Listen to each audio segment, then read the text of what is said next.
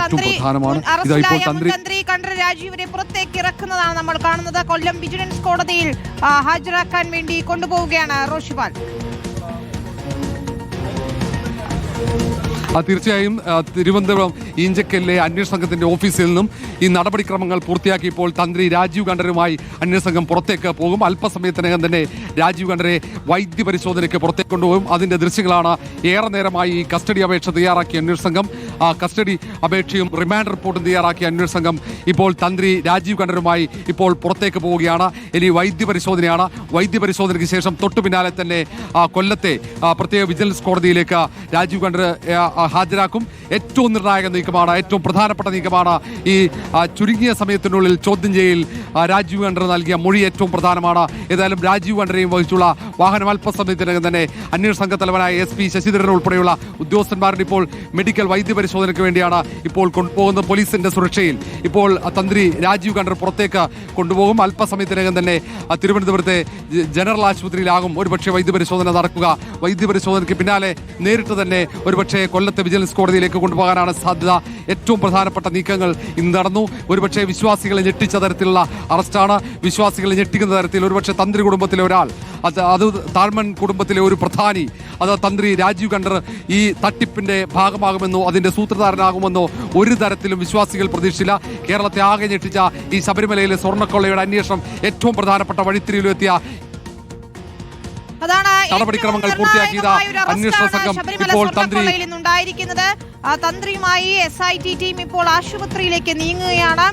പുറത്തിറക്കിയിരിക്കുന്നു. ഈഞ്ചക്കലിലെ crime branch ഓഫീസിൽ നിന്ന് ഹരിമോഹനും റോഷിപാലുമാണ് അവിടെ നിന്ന് വിവരങ്ങൾ നൽകുന്നത്. ഹരിമോഹൻ, ജനറൽ ആശുപത്രിയിലായിരിക്കുമോ വൈദ്യ പരിശോധന നടത്തുക? വൈദ്യ പരിശോധനയ്ക്ക് ശേഷമായിരിക്കും കോടതിയിൽ ഹാജരാക്കുന്നത്, അല്ലേ?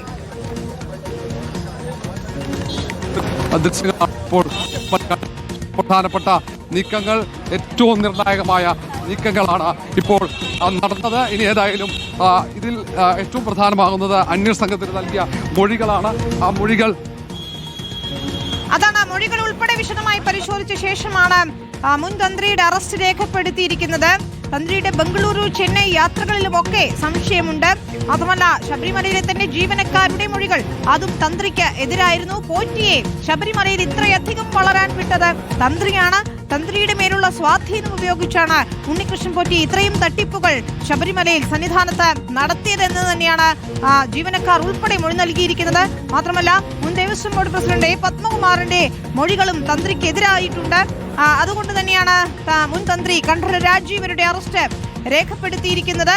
ഇപ്പോഴിതാ ഈഞ്ചക്കലിലെ ക്രൈംബ്രാഞ്ച് ഓഫീസിൽ നിന്ന് വൈദ്യ പരിശോധനയ്ക്കായി കൊണ്ടുപോവുകയാണ്. ഇതിനുശേഷമായിരിക്കും കൊല്ലം വിജിലൻസ് കോടതിയിൽ ഹാജരാക്കുക. ഇതിനോടൊപ്പം തന്ത്രിയെ കസ്റ്റഡിയിൽ വാങ്ങും എന്നാണ് നമുക്ക് മനസ്സിലാക്കാൻ സാധിക്കുന്നത്. കസ്റ്റഡി അപേക്ഷ സമർപ്പിക്കുകയും ചെയ്യും. കസ്റ്റഡി അപേക്ഷയായാലും റിമാൻഡ് റിപ്പോർട്ടായാലും എന്ത് തന്നെയായാലും അതിൽ SIT കണ്ടെത്തലുകൾ രേഖപ്പെടുത്തും. അത് ഏറെ നിർണായകം തന്നെയാകുമെന്ന കാര്യത്തിൽ സംശയമില്ല. കൃത്യമായ തെളിവുകളുടെ മൊഴികളുടെ അടിസ്ഥാനത്തിലാണ് തന്ത്രിയുടെ അറസ്റ്റ് രേഖപ്പെടുത്തിയിരിക്കുന്നതെന്നാണ് നമുക്ക് മനസ്സിലാക്കാൻ സാധിക്കുന്നത്. ഏതായാലും നിർണായകമായ അറസ്റ്റ്. പങ്കജ് ഭണ്ഡാരി, ഗോവർദ്ധൻ എന്നിവരുമായൊക്കെ, അതായത് സ്മാർട്ട് ക്രിയേഷൻസിന്റെ CEO പങ്കജ് ഭണ്ഡാരി ഉൾപ്പെടെയുള്ളവരുമായി അടുത്ത ബന്ധമുണ്ട് കണ്ഠര രാജീവർക്ക് എന്ന് തന്നെയാണ് SITയുടെ കണ്ടെത്തൽ. ഇപ്പോഴത്തെ വൈദ്യ പരിശോധനയ്ക്കായി തിരുവനന്തപുരം ജനറൽ ആശുപത്രിയിലേക്ക് SITയിലേക്ക് കൊണ്ടുപോകുന്നു എന്നാണ് നമുക്ക് മനസ്സിലാക്കാൻ സാധിക്കുന്നത്. ഏതായാലും വൈദ്യ പരിശോധനയ്ക്ക് ശേഷമായിരിക്കും കോടതിയിൽ ഹാജരാക്കുക. ഇന്നിപ്പോൾ നമുക്കറിയാവുന്ന പോലെ ഹൈക്കോടതി കഴിഞ്ഞ ദിവസവും ചോദിച്ചതാണ് വമ്പൻ തോക്കുകളുടെ കാര്യം. നിർണായകമായ അറസ്റ്റിലേക്ക് എത്തുമ്പോൾ ഇനി ആരൊക്കെ എന്ന ചോദ്യം കൂടിയുണ്ട്. തന്ത്രി നൽകുന്ന മൊഴികൾ അതും ഏറെ നിർണായകം തന്നെയാണ്. ദൈവതുല്യനെന്ന് പത്മകുമാർ, മുൻ ദേവസ്വം ബോർഡ് പ്രസിഡന്റ് പത്മകുമാർ പറഞ്ഞത് മുൻ തന്ത്രി കണ്ഠര രാജീവരെ കുറിച്ച് തന്നെയാണോ എന്നതുകൂടി വ്യക്തമാകേണ്ടതുണ്ട്. പക്ഷേ ശബരിമലയുമായി ബന്ധപ്പെട്ട, വിശ്വാസവുമായി ബന്ധപ്പെട്ട കാര്യങ്ങളായതുകൊണ്ട് തന്നെ കൃത്യമായ തെളിവുകൾ ശേഖരിച്ച ശേഷമാണ് ഒടുവിൽ തന്ത്രി കണ്ഠര രാജീവരുടെ അറസ്റ്റ് രേഖപ്പെടുത്തുന്നതിലേക്കെത്തിയത്. ഒരുപക്ഷെ ഇന്ന് ശബരിമല സ്വർണ്ണക്കൊള്ളയുമായി ബന്ധപ്പെട്ടുകൊണ്ട് അതിനിർണായകമായ നീക്കം, അതിനിർണായകമായ അറസ്റ്റ് എന്ന് തന്നെ നമുക്ക് പറയണം. സ്വർണ്ണക്കൊള്ളയിൽ ഉണ്ണികൃഷ്ണൻ പോറ്റിയെ എത്തിച്ചത് തന്ത്രി തന്നെയാണ്. ശബരിമലയിലേക്ക് വഴി തെളിച്ചത് തന്ത്രി തന്നെയാണ് എന്നാണ് SIT കൃത്യമായി വ്യക്തമാക്കുന്നത്. തെളിവുകൾ എന്ന് പറയുമ്പോൾ അതിൽ ഫോൺ രേഖകളുണ്ട്, പണമിടപാടിന്റെ രേഖകൾ ഉൾപ്പെടെ ഉണ്ടെന്നുള്ള വിവരങ്ങൾ കൂടി പുറത്തു വരികയാണ്. ഇക്കാര്യങ്ങളിലൊക്കെ സ്ഥിരീകരണം വരേണ്ടതുണ്ട്. പോലീസ് നൽകുന്ന, കോടതിയിൽ നൽകുന്ന, SIT നൽകുന്ന കസ്റ്റഡി അപേക്ഷയിൽ ഉൾപ്പെടെ ഈ നിർണായക വിവരങ്ങൾ വരും എന്ന് തന്നെയാണ് നമ്മൾ പ്രതീക്ഷിക്കുന്നത്. പോറ്റിയുമായും 2007 മുതൽ തന്ത്രിക്ക് ബന്ധമുണ്ട് എന്നാണ് SIT കണ്ടെത്തുന്നത്. പോറ്റിയെ ശബരിമലയിലേക്ക് എത്തിച്ചതും ഈ തന്ത്രി തന്നെയാണ്.